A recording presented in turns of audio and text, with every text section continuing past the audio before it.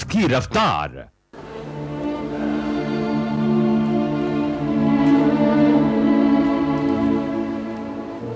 आप ठीक कह रहे हैं गिरधारी जी। कुछ अजीब सा लग रहा है। विलास के जाने के बाद ये घर सूना सा हो गया है। सर, इन उतार चढ़ावों से कौन बचा है? जिंदगी इसी का तो नाम है। मैं भी मानता हूं, मगर यहां तो चढ़ाव की कोई गुंजाइश ही नहीं है।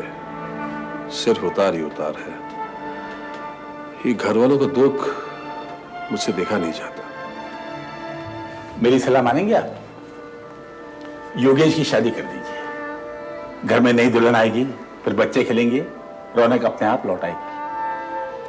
हमने तो बहुत कोशिश की है, मगर योगेश मानता ही नहीं। सर, नहीं मानेगा वो। उसकी जिंदगी में एक लड़की आ गई। जी हाँ, मैंने देखा है उस लड़की को। अच्छी है, जूली नाम है उसका। सर, मुझे योगेश की चिंता लगी रहती है, कहीं दो दिलों के बीच में धर्म की दीवार ना आ जाए। माफ कीजिए, छोटे मुंह बड़ी बात कर रहा हूं। नहीं, आप ठीक कर रहे हैं गिरधारी जी। मैं इन दो पीढ़ियों के बीच पिस जाऊंगा। योगेश का दिल नहीं टूटना चाहिए और बा के असूल नहीं टूटने चाहिए। सर, समय पे भरोसा कीजिए। समय वो दवा है जिसके सामने कोई मर्ज नहीं टिक सका। जो आज है वही तो कल नहीं रहेगा ना। समय के नदी की बहाव में कहीं बवहर है, कहीं तो गहरी और तेज धार है, तो कहीं हल्का सा झरना है। सर, मेरा तो अनुभव यह है कि जो स्थितियां अपने हाथ में नहीं, उन्हें समय पे छोड़ दो। वो अपने आप कोई ना कोई रास्ता निकाल लेगा और आखिर में जाके सब कुछ ठीक हो जाता है। चलो, ये भी करके देख लेते हैं। लाइए, फाइल दीजिए।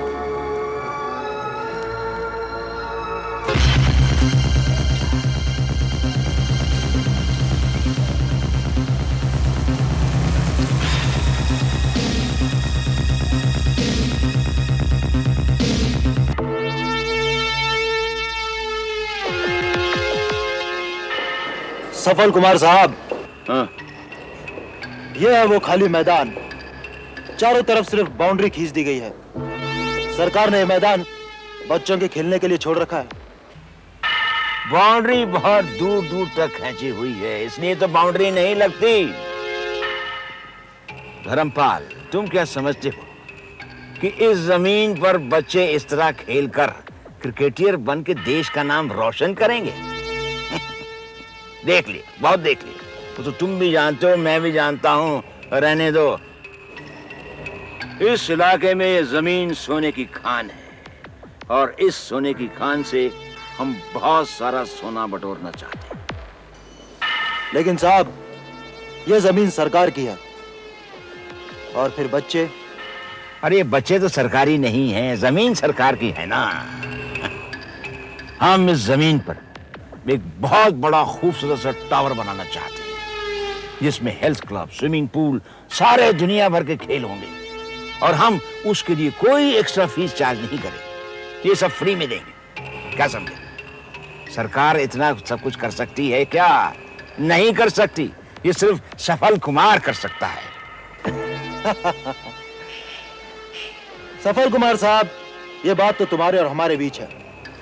एक मशवरा दूंगा, अपनी टावर इतनी ऊंची भी मत बनाने ला कि भरद्वाज उसे अपने घर की छत से देख सके। अरे धर्मपाल, तुम वो पेड़ देख रहे हो? देखते हो? उस पेड़ की बढ़ती हुई ऊंचाई को रोक सकते हो? नहीं ना? नहीं। उसी तरह मेरे टावर की बढ़ती हुई ऊंचाई को कोई नहीं रोक सकता, भरद्वाज भी नहीं। हाँ, हम एक काम कर सकते हैं। भरद्वाज की आंखों पर एक ऐसी पट्टी बांध देंगे कि अंधेरे में सर टकरा टकरा के वो अपने ही घर को गैर कानूनी समझकर तोड़ता रहेगा। लेकिन ये कैसे हो सकता है? अरे यार, यही तो फर्क है तुझ में और मुझ में। तुम बिजनेस बॉय हो, हम बिजनेसमैन हैं। समझ लो तुम एक बंदर हो और तुम्हें समुंदर पार करना है। कैसे करोगे? बोलो कैसे करूं? जवाब नहीं है तुम्हारे पास। और मेरा मशवरा सुनो, समुंदर पार करने के लिए मगरमच्छ से साझेदारी करनी पड़ेगी। मगरमच्छ की पीठ पर बैठकर ही तुम समुंदर पार कर सकते हो। समझ गया। आपका इशारा दिव्य मोहन जी की तरफ है। अरे वाह, आज मेरा इशारा तुम बहुत जल्दी समझ रहे हो। क्या खाया था सुबह, वही खाया करो। चलो ड्राइवर।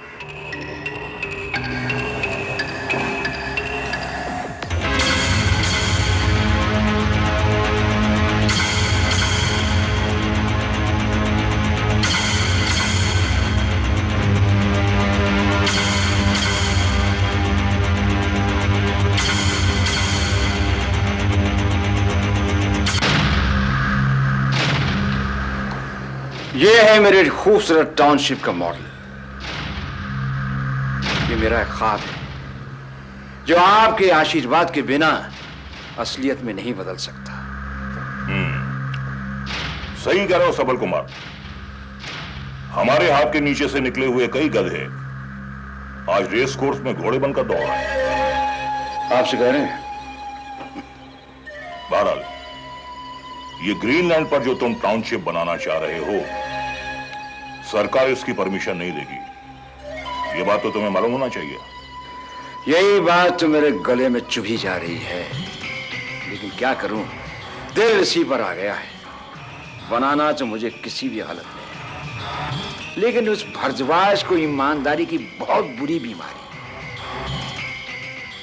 लेकिन मुझे पूरा कॉन्फिडेंस है डीएम साहब कि आप उसे ऐसा कोई चूरन खिलाकर, ऐसा कोई मंत्र पढ़कर उस राहु को मेरे रास्ते से हटा देंगे। सबल कुमार, हमें इस बात की खुशी है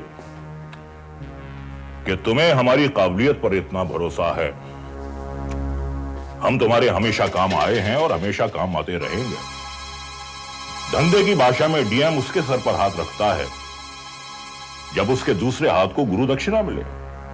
डीएम साहब, मेरे सर पर हाथ रखने से पहले मेरे गर्दन की तरफ बढ़ते हुए भरद्वाज के हाथ को तोड़ना होगा। समझ लीजिए, सबल कुमार की तिजोरी आपके सामने खुली पड़ी है।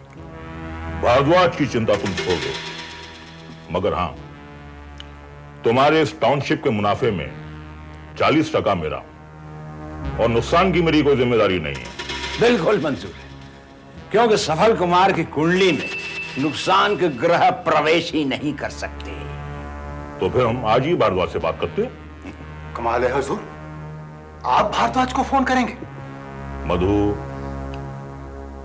जब आगे जाने का रास्ता ना मिले तो 2 कदम पीछे हटकर दूसरा रास्ता तलाश करना चाहिए।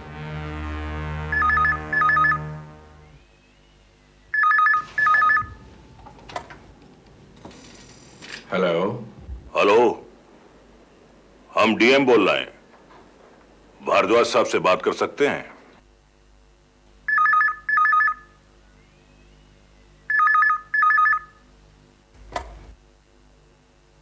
हेलो। हेलो, हम डीएम बोल रहे हैं। भारद्वाज साहब से बात कर सकते हैं?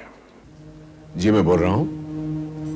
कहिए दिव्य मोहन जी, आज कैसे आपने इस छोटे से सरकारी अफसर के केबिन में फोन कर लिया? कोई खास बात है क्या? भारद्वाज जी, आपकी वजह से शहर के बुरे लोगों का दिन का चैन और रात की नींदें हराम हो गई हैं। इतना सब करने के बाद आप मामूली आदमी कैसे हो सकते हैं? मामूली आदमी तो हम हैं, जनता के छोटे से सेवक। पूरे शहर में आपका चर्चा है। आपको तो गरीबों का मसीहा कहा जा रहा है। ये छोटा सा आदमी बस आपके दर्शन करना चाहता है। इज्जत अफजाई के लिए बहुत बहुत शुक्रिया दिव्य मोहन जी। दिव्य मोहन जी, आपके दर्शन तो हम प्रतिदिन अखबारों में करते ही रहते हैं। कभी किसी स्कूल का उद्घाटन करते हुए, तो कभी किसी बिल्डिंग का भूमि पूजन करते हुए। भाई देखिए, मेरा कार्य तो किसी अवैध निर्माण को तोड़ने के साथ होता है। वाह भारद्वाज जी, वाह, अच्छा बोलते हैं आप। भाई बात है आप में। हम आपको अपने गरीब खाने पर बुलाना चाहते हैं। आपसे मुलाकात होगी, रात को आपके साथ डिनर लेंगे। आपकी सोबत में अगर आपकी इजाजत हो तो आपसे थोड़ी सी ईमानदारी उधार ले लेंगे हम। देखिए दिव्य मोहन जी, बिला वजह मैं किसी के घर जाता नहीं हूं। हाँ, ये तो आपके घर में कोई शुभ प्रसंग होता और आप मुझे निमंत्रण देते तो मैं अवश्य आता। आप हमारे घर आए, इससे बड़ा शुभ प्रसंग हमारे लिए क्या हो सकता है। वैसे आपने मुझे इस योग्य समझा, उसके लिए धन्यवाद।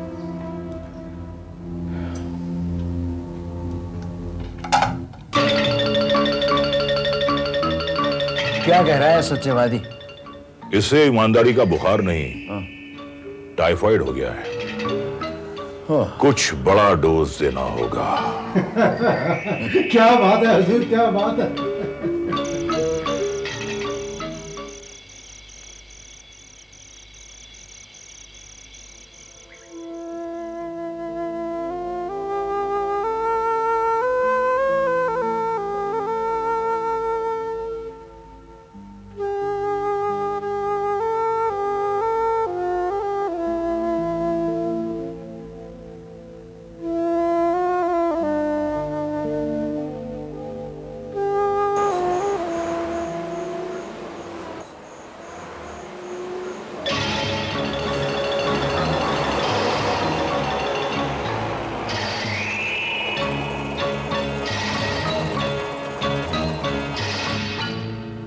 साहब, मैं देख के आया।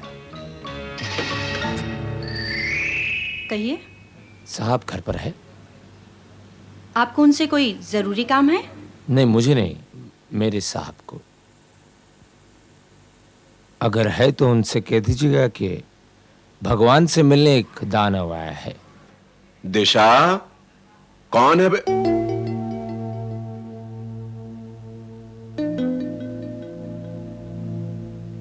साहब घर पर है।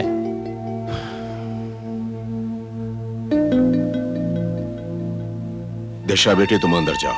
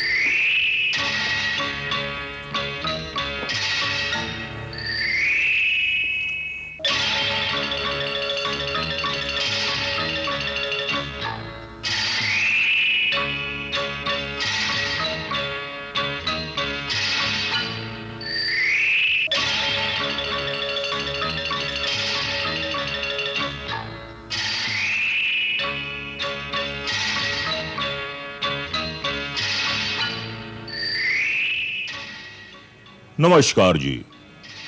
जब मैंने आपके घर आने से इनकार कर दिया तो आप मेरे घर चले आए। राजनीति में जब पहाड़ इंसान को बुलाए और इंसान ना आए तो खुद पहाड़ को इंसान के पास आना पड़ता है।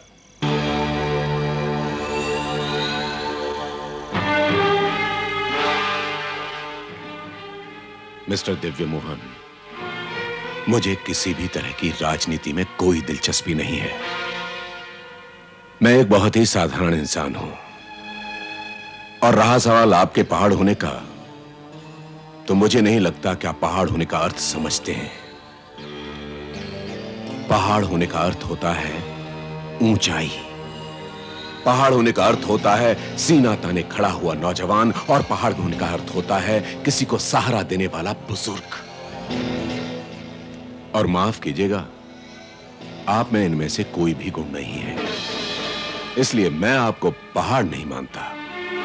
वाह भाई, हमें आपका ये अंदाज बहुत पसंद आया।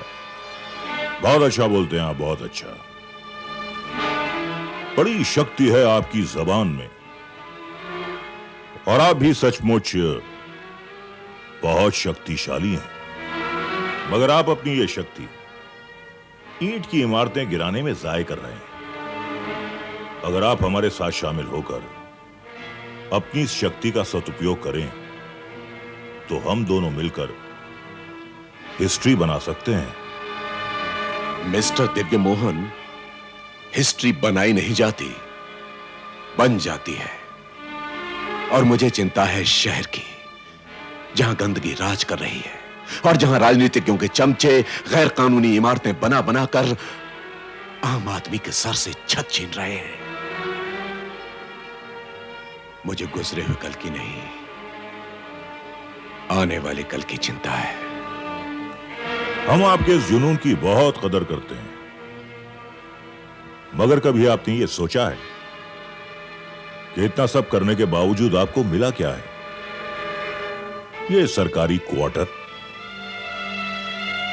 डिपार्टमेंट की एक गाड़ी, वो भी तब तक जब तक आपकी नौकरी है।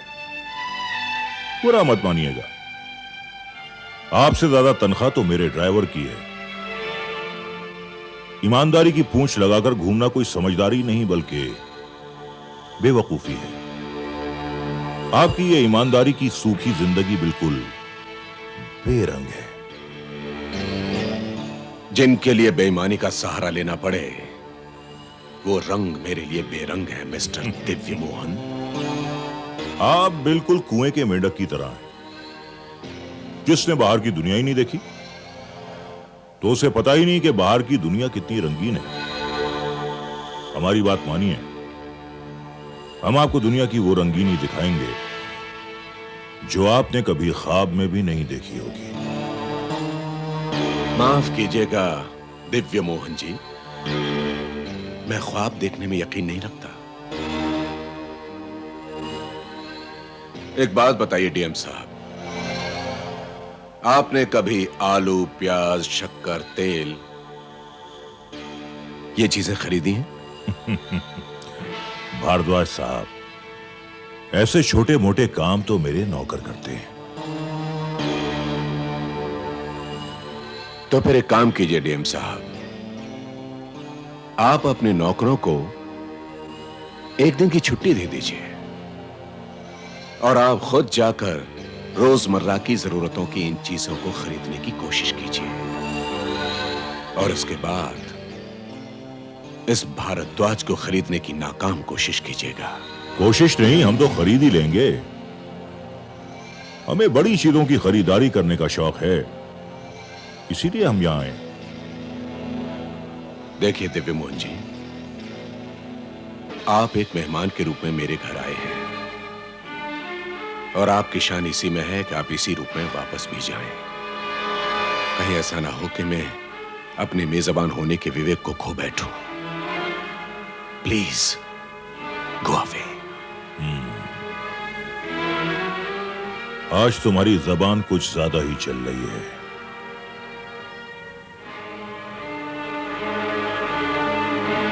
अपने घर में जो तुमने हमारी बेइज्जती की है,